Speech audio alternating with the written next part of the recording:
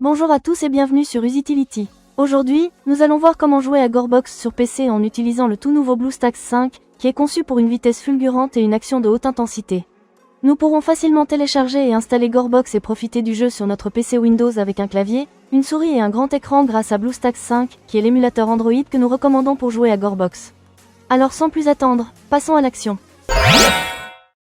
Tout d'abord mes amis, la toute première action à réaliser est d'ouvrir notre navigateur internet préféré.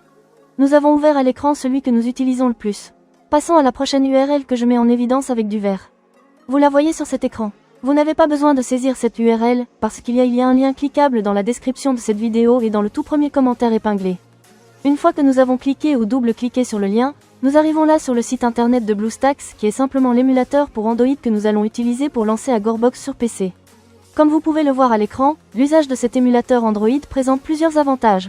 Contrôle personnalisé, instances multiples, synchronisation de toutes les instances, macros, scripts, FPS plus élevés, et j'en passe. Il est grand temps de procéder au téléchargement de Gorebox en cliquant ou double-cliquant sur le bouton jouer sur BlueStacks que j'ai marqué avec du vert. Nous cliquons ou double-cliquons donc sur le bouton de téléchargement. Et le téléchargement débute et finit aussitôt. Voilà, notre téléchargement est terminé. Il s'agit d'un fichier à exécuter. Ce que nous allons faire est de démarrer l'installateur, aussi nous allons cliquer sur notre fichier à exécuter. Si nous sommes sous Windows 10, il nous faudra accorder l'autorisation d'apporter des changements à l'appareil.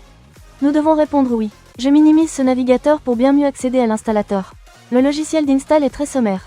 Il se compose de deux options, installer et configurer le chemin.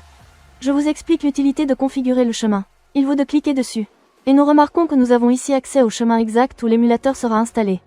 Si nous voulons modifier ce dossier, il nous faut cliquer sur le bouton « Sélectionner le chemin », après nous optons pour un tout autre répertoire et installons cet émulateur pour Android où nous le souhaitons. Je garde le répertoire par défaut. Je clique une ou deux fois sur « Retour ».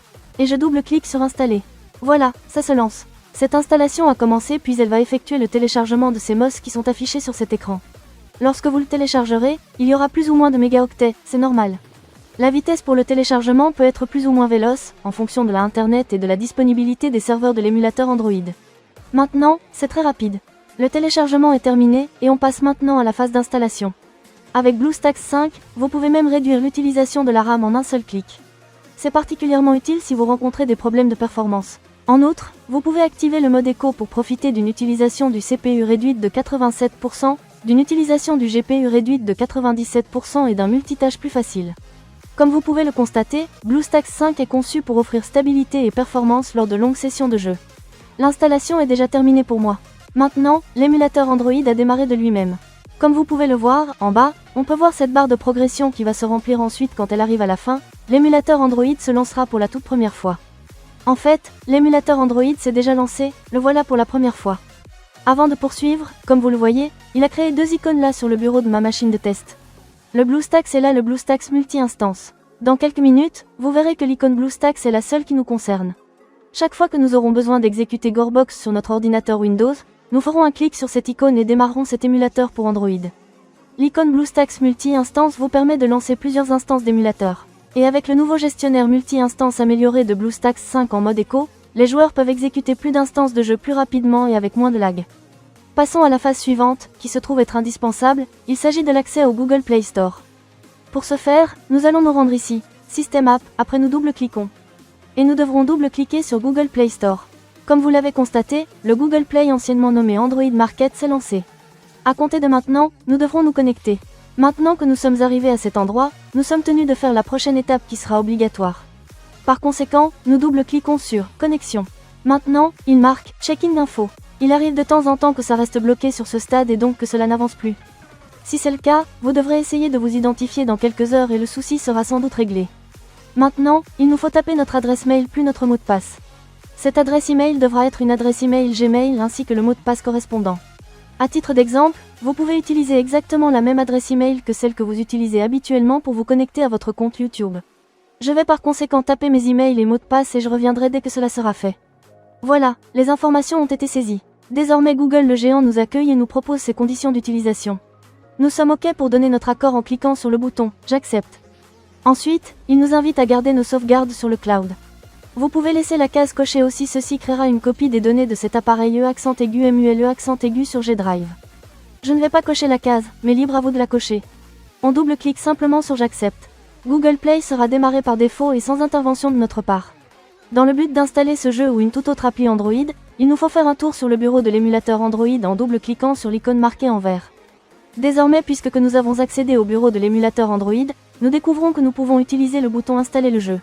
Nous cliquons une ou deux fois sur ce bouton. Ici, nous avons sous les yeux notre jeu. Donc cliquons avec la souris ici sur ce bouton Installer, que je surligne ici à l'écran avec du vert. Et l'install est sur le point de démarrer. Maintenant, l'émulateur Android va télécharger et procéder à l'install du jeu. Cela peut prendre un certain temps ou bien être terriblement rapide. Tout est en fonction du type de connexion internet. Ça y est, notre install est déjà fini. Maintenant, rendons-nous sur le bureau de notre émulateur en cliquant sur le bouton que je mets en évidence avec du vert, de manière à initier Gorebox pour la première fois. Nous voici déjà sur le bureau de cet émulateur pour Android, et nous sommes prêts à cliquer sur la nouvelle icône de l'app Gorebox qui a été mise ici. Le jeu est démarré pour la toute première fois. C'est cool, je peux cliquer avec notre souris où je veux sur l'écran mais également aussi utiliser le clavier. Je vais commenter le niveau de volume de l'émulateur Android. C'est ici même. Nous découvrons ensemble l'icône d'un volume plus élevé et l'icône de diminution du volume. De la sorte, nous ne sommes pas tributaires du volume de notre ordinateur sous Windows pour monter le son ou diminuer l'audio de notre émulateur Android. Et pour apprécier au max cette expérience de jeu, nous avons la possibilité de lancer l'application de jeu sur notre grand écran. Pour y parvenir, nous avons deux choix. Voici la toute première occasion où nous cliquons ou double-cliquons sur l'icône que je vous mets en évidence en vert. Et élargissons notre écran, en laissant une bordure en haut, une à droite et une tout en bas. Si l'on a envie de basculer le jeu ou une toute autre appli Android en plein écran, on clique une ou deux fois sur l'icône que vous voyez ici. Et nous pourrions tout de suite démarrer le jeu en mode plein écran. Afin de revenir en écran normal, pressez simplement sur la touche F11. Et nous voilà revenus en mode écran habituel. Maintenant je vais vous parler du mapping du clavier qui se trouve être très utile à comprendre. De cette façon, nous saurons comment nous lancer ce jeu plus commodément. La toute première action à faire est de cliquer gauche sur l'icône de clavier. Et là, vous allez pouvoir opérer les réglages utiles. Je vais aller à l'essentiel en conservant la configuration par défaut, cependant si vous souhaitez la remplacer par une autre, vous avez tout ce qu'il vous faut pour le faire sans aucun danger. Comme vous pouvez le constater, l'émulateur Android est complètement dans notre langue. Cependant, il arrive de temps à autre que l'émulateur Android soit booté dans une autre langue, par exemple en allemand. Et pour le repasser dans notre langue, nous venons ici sur cette icône en forme de roue dentée. Et ici, dans Autres paramètres, nous double-cliquons sur le menu déroulant « Langue ». Nous allons pouvoir sélectionner la langue que nous voulons, français, anglais, mandarin, etc. Une fois la langue choisie, c'est le moment de sauvegarder, l'émulateur Android reboot ainsi le jeu. La prochaine fois que nous le démarrerons, nous accueillera également la langue de notre choix. Maintenant, il existe un aspect supplémentaire dont nous devons aussi tenir compte, et c'est que nous recevrons un email nous informant qu'un nouvel appareil est connecté à notre compte Google. Cet email sert à vérifier si nous avons établi la connexion de cet appareil. Effectivement, c'est bien le cas, il n'y a aucune raison de s'inquiéter, car en effet, l'émulateur simule un appareil Android. Et pour voir quel type d'appareil a été accent aigu et muet accent aigu, retournons à cet endroit, à la célèbre roue dentée et cliquons dessus. Et nous nous rendons à cet emplacement à l'option « Modèle ». Nous venons de découvrir que l'émulateur Android reproduit le comportement d'un smartphone de la marque Samsung. Nous allons donc recevoir un courriel indiquant qu'un nouvel appareil de la marque Samsung s'est connecté à notre compte Google. C'est tout pour ce tuto vidéo chers amis. Je souhaite de tout cœur qu'il vous ait plu, et mieux encore qu'il vous aura été utile.